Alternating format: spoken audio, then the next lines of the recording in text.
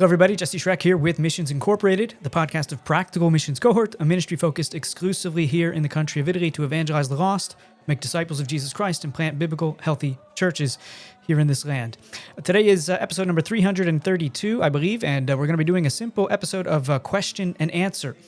The idea behind the question and answer is we want to give ministry partners and friends and those exploring the world of missions and so on an opportunity to ask actual missionaries questions related to missions, and in particular also questions related to missions in the country of Italy or on the continent of Europe. So we're restarting a little bit of this series. We have a number of questions lined up, and this is one question that we got not too long ago that we're going to get into today.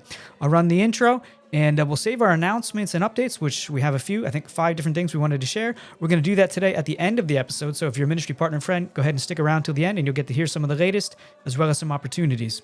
Let me run the intro, and then we'll go ahead and get into our question.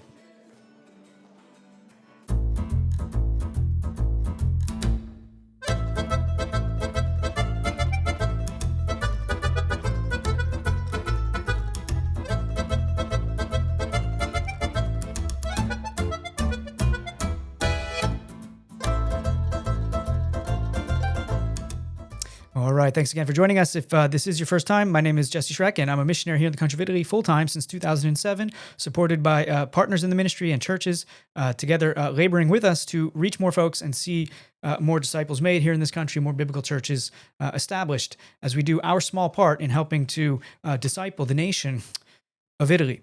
Let me go ahead and transition us now, and we'll go look at our question, and I'll give some of my thoughts on that question.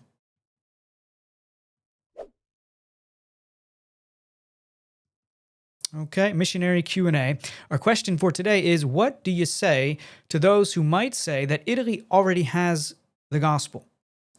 What do you say to those who might say to you that Italy, it already has the gospel? Why are you doing missions there, in other words? Great question, and I've heard that one a number of times. And this one most recently came to me on our last trip in the States. A brother in New York, he asked it out of a sincere heart. He was just curious, how do you guys answer that question in that regard? And there's a lot I could say. I jotted down a few points, a few different things, and if something else comes to mind as well while I'm talking, I might go ahead and share that now. But the first thing that comes to mind for me is, number one, I understand the sentiment. I can understand why, when there's a desperate need in all the world, and Europe in general seems unreceptive nowadays to the gospel, things move so slowly over there. They already have the gospel. They've had their chance, some might argue, and forget about it. They've had their opportunity. They've blown it.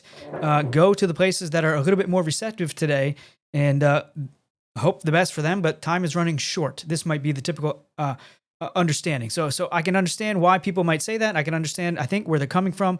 Likely, a lot of the people who would think that way, it is also related to their eschatological views. So they think probably they're in the camp that says, it's all going to burn. It's all going to be over tomorrow. Christ is about to return. Don't waste time in places that aren't hot and active for the gospel right now because it's all going to be over tomorrow. But my loving pushback on that concept would be, I don't think it's actually the most biblical, healthy way to understand things eschatologically. And I do think it produces results like what we see today in Europe and what's happening in some degree in the States as well. With that mindset of everybody thinking it's all going to be over tomorrow, don't polish the brass on a ship that's going down. That kind of attitude leads to what we're experiencing today. Fallout, chaos, confusion, despair, and even death. The secularists, the humanists take over, preach their false gospel, lead people astray to a false sense of security and all the rest, and chaos is always the result. So there is a need, just like we'll see it, I'll share my second point, of not abandoning these kinds of places, but getting back to them and helping them to understand the result of secularism. It does lead to death and despair, and we need to bring the gospel to bear, recaptivate a healthy understanding of the gospel, because that's what leads countries to flourish and to prosper and all the rest. It's what's most beneficial for every society, of everyone submitting to the lordship of Jesus Christ. So my loving pushback there is, I understand the sentiment. Why would you go to a place like that? It's already got the gospel. I understand. First point would simply be that. My second point, though, that I wanted to share, related to the first, would be kind of what I already hinted at, I guess, but the U.S. has largely abandoned the gospel, but we don't give up reaching Americans. I think we would all agree with that. So why would you go to a place that already has, quote unquote, the gospel?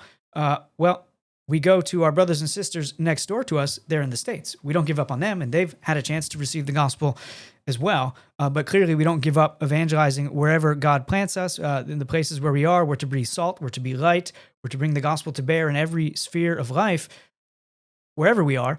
So if we're going to say they already have the gospel, forget about them, we would have to say the same about our own country back in the States, and clearly we wouldn't want to do that. So it's a fallacy to say they already have the gospel, so forget about them. We wouldn't do that, right? Now, our third point is also connected, and this comes to mind for me. So that idea, they already have the gospel, they don't need it anymore, let them work it out. It is true. They, in some degree, have the gospel because, as a third point I wrote here, Italy has the Bible, yes, but most have never actually read it. This is true. And what I could highlight here in this regard is most of the Italian people today, because of the Roman Catholic system that dominates the land, totally dominates the land, that's all there is pretty much, they've been taught they can't rightly understand the Word of God. It's not clear to the average person.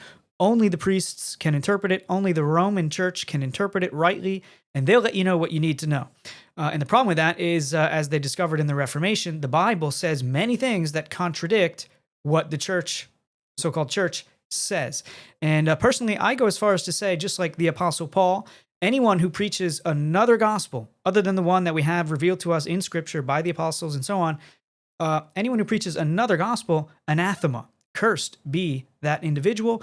And we could argue as well, even the church who proclaims another gospel. And I would argue, simply to be clear and frank, the Roman church preaches another gospel. It's a works-based gospel. It's not entirely by grace through faith in Jesus Christ and Him alone that we earn or receive salvation. It's Christ did something and you have to do some more. And actually, to get to Christ, you should pray through Mary. She's a mediator for you to Him. And there's all kinds of problems there, works-based stuff. You have to do things to earn grace, contradicting what grace actually is. So that's a problem, I would say, as well. They have the Bible, but they've never read it. And today, secularism dominates the country of Italy. Biblical churches are scarce, they're small, and they're impotent. They're not able to have a real impact. When I say small, I'm talking 20 to 30 people on average for the average church here in the country of Italy. And there are other larger churches and stuff, but typically they also have the gospel all distorted. They bought into the prosperity gospel and all kinds of distortions of the gospel and so on. But they're charismatic and they're exciting and emotional, and maybe they draw more of a crowd, but they're not preaching faithfully the gospel message either. So that's the reality. They may have the Bible today, which is a great thing. They have the Bible, but they have never actually read it. You talk to any Italian, the average Italian, they've never picked it up. They don't think it's even a good idea to pick it up. They don't understand why they would need to. It's totally disconnect everyday life from,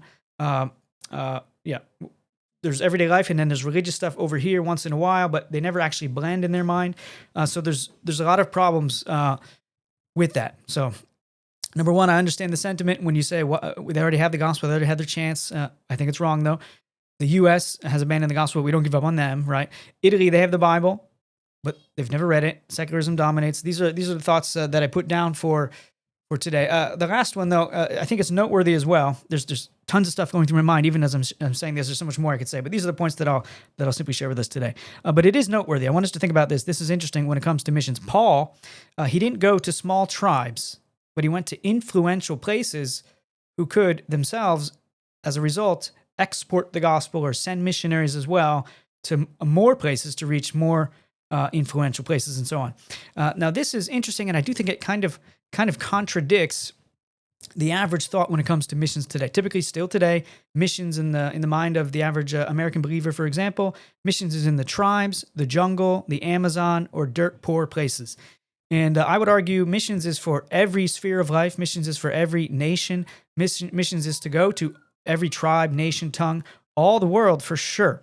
But we do have to consider, and this may not sit well with some people, but it is to be noted, though I entirely affirm it's important to get to every single individual tribe, it is also important to remember when you go to a tribe at the end of the spear, so to speak, in the middle of the jungle, surrounded by nobody, you get to them, you bring them the gospel, you translate the Bible for them, you give them a written language, you teach them what it means to be a disciple. It's fantastic. It's really good. And in some ways, it's even easier, though they might kill you if you survive and you don't die of a disease or something, easier in the sense, now that they've come to Christ, they have the word of God and they need to understand, well, what do we do? How are we to live? The Bible does teach them how to live.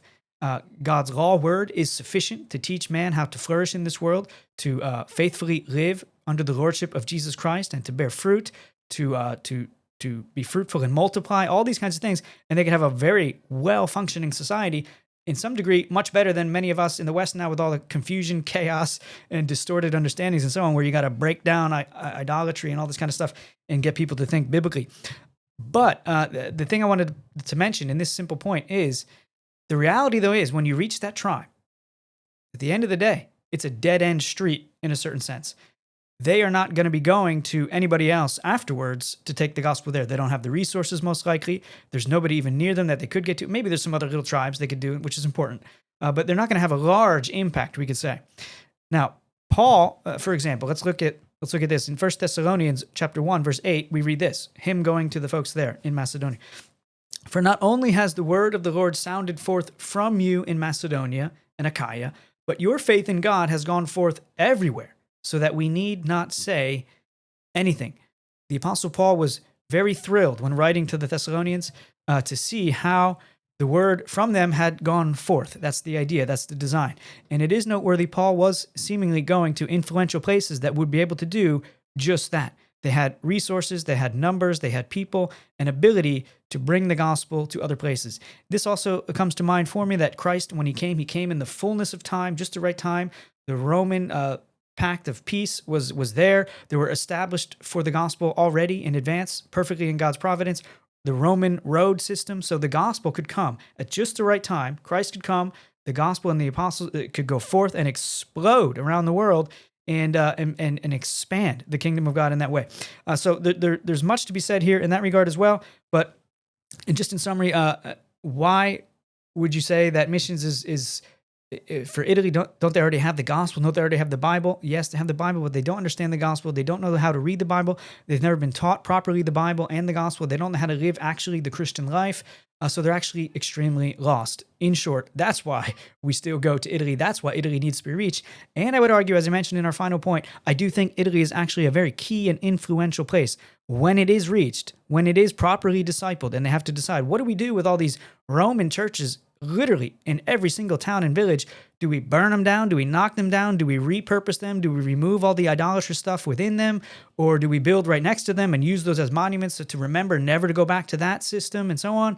What do we do? But the point is, when Italy is discipled, they are influential people. They are so many great inventors have come out of Italy, so many great artists and very influential people. They're particular people, and I do believe when they're reached, they'll also be very key in reaching much of the world today and having a great part in the advancement of the gospel of Jesus Christ. So, in short, those are my thoughts to that question. I hope that's a blessing to you. And if you have any thoughts of your own, go ahead and feel free to share them with me. I'd be happy to hear your thoughts on that. It is a good thought to have, a good discussion to be had, that one. What do we do about these countries? And I would just argue, I guess my closing thoughts is that it seems to me as well, it seems to me that the Lord is at work in any case, and calling the church in the West, including the United States, out of slumber and apostasy. I wanted to make that point. I think we've fallen into a certain level of prosperity, which has caused us to become weak in our faith, not actually taking Christ seriously, not taking the call that we have to live for Christ seriously, and all of that. And I remember Brother Chris a couple of weeks ago here at the church in Vicenza, Pastor Chris, he made a good comment about, I think it was an Iranian family that got out of some persecution there and went to go live in the States. And then after a number of years in the States, in the church there, thriving and all the rest, they realized it's actually more dangerous for us to stay here in the States for our faith than it is to be back there in Iran. And they moved back to Iran for the sake of Christ because being so comfortable, it lulled them into a certain kind of apathy or sleep. And they were noticing the danger of that, and they wanted to actually go back to Iran. So I do believe in any case, my final thought is the Lord, I think, is waking us up in the West. You want to believe and fall victim to secularist thinking and all the rest, and putting aside God's law word, and which teaches us how to live and flourish as a society and so on, and how to honor Christ in all areas of life. Put that aside. The end result is confusion, chaos, riots in the streets, literally, and madness. But people are waking up now, and I think it's God's providence to help us see. No, we need to actually take serious what it means to be a disciple of Jesus Christ and to live faithfully according to His Word. And people are also now, I would argue, seeing how great the need is in Europe. And if you haven't considered that, maybe this message today, this short podcast episode, is to wake you up as well to see actually there's great need in Europe, and it's actually an important place to reach. As I mentioned previously, even about Italy. So we invite you to partner with us if you're not already. And if you are partnering with us, we thank you because you're making all of what we're doing here in the country of Italy possible. And but there's many ways that you can be a part of what God is doing in Europe and in the country of Italy specifically. Just visit practicalmissions.org to learn more about those different ways. Let's close our episode today with a few announcements and updates, things I wanted to share with ministry partners and friends. And that'll be it for this episode today. First announcement I think we wanted to share is about a short-term missions trip. We have a short-term cohort coming on the 29th of June. So if you're a ministry partner and friend, we invite you, please pray for that. We have a lot of preparation to do. Tons of tracts are being printed. And by that, I mean about 10 to probably 15,000 or so tracts are going to be on hand, ready to go. Are going to be doing lots of literature distribution and ministry at the parks with the kids and the families and puppets and stories and face painting and balloons and prizes and music and all that great stuff, as well as some stuff in the piazza, engaging people where they're at, bringing them the good news of Jesus Christ and having conversation so we can push back a little bit on their worldview and point them to the gospel of Jesus Christ.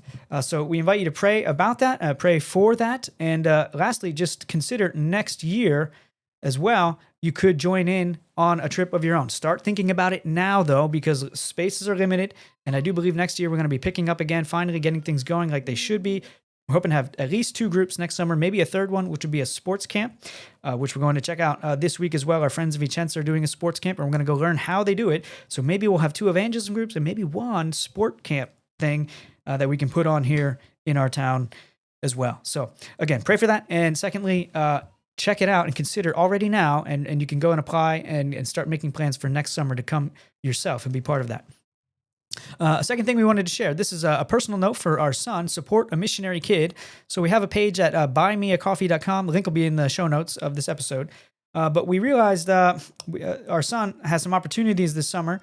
I'm going to read what we wrote here. This is a little thing that if you wanted to throw him cash to help him go to these summer camps, here's a link for you to do it. So in short, we read this. Summer break is here in Italy, and our son Cornelius is ready for an exciting season. He just passed his homeschool exam and is gearing up for 4th grade in September. This summer, he'll join our family's outreach ministry with the cohort that's coming to share the gospel in local towns and parks, just like he did so well last year.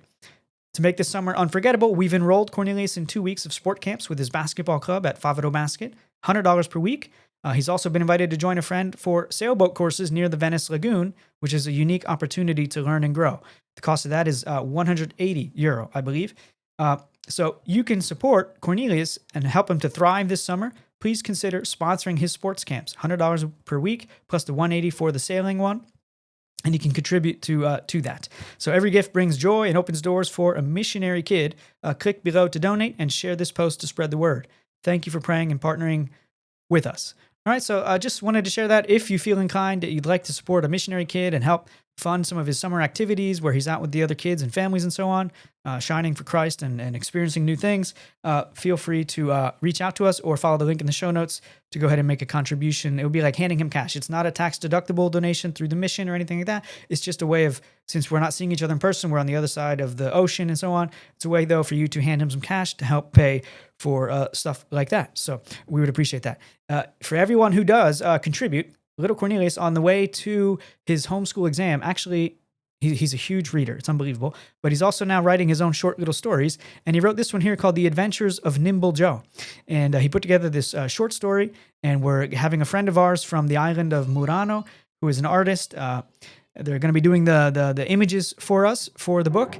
And that's coming together. And whoever makes a donation will get a free copy of this book, either a digital version or when we're in person, we'll hand you perhaps a paper version. We may make it available for you to also purchase a paper version. We're still trying to figure that out. But here's from the back cover. Nimble Joe's ordinary day takes a thrilling turn when he discovers his family has been captured by the cunning Freddy Fox. With the unexpected gift of wings and the support of his brother Chatter, Joe embarks on a daring rescue mission, trusting in the Creator to guide him. In a heartwarming adventure filled with bravery and faith, Joe learns that with courage and divine strength, anything is possible. So again, if you want to support his summer outings, Cornelius, you can follow the link in the show notes, send a donation. You will also get a free copy of that. It should be done very soon. In the next 2 weeks. So here is another thing we invite you to, we wanted to share. Since we are putting out well over 10,000 tracts this summer, we need more ink, we need paper, things like this. You can support the Vera Vita Press ministry here in Italy, where we do all kinds of gospel literature that we write and create and then print and so on. And you can help support this aspect of the ministry. So go to practicalmissions.org, go to the section called Partner, and then you scroll down and you go to Vera Vita Press, one of the ministries you can partner with. Click on that. You can read a little bit more. There's a link here to follow where you can make contributions then on our donate page to that part of the ministry specifically. So we would definitely appreciate that. And lastly for today is a new ministry that is started through PMC. Is called the Italy Beacon, shining a light on unreached Italy with facts on every region and town. Join us weekly for pictures, facts, and calls to pray, serve, and or join the mission. This is a new profile or platform on the X platform for PMC. Be sure if you are part of the ministry, following the ministry, be sure to give it a like or subscribe to that. Check that out and help move it forward. But this is a way just for us to shine the light on the realities of Italy and get people to learn more. In the About section, we read this: shining a light on unreached Italy, sharing key facts about every region, province, and town to engage Christians worldwide. Our mission: to raise awareness of Italy's urgent need for the gospel, for missionaries, and for biblical churches. Inspiring others to join the work of discipling Italy. Follow us weekly, and soon, even more often, for inspiring pics, vital facts, and calls to pray, serve, and join the mission. The Italy Beacon is a ministry associated with Practical Missions Cohort, an evangelical mission focused exclusively on Italy for evangelizing the lost, making disciples of Jesus, planting biblical churches, and training elders. In short, biblical missions.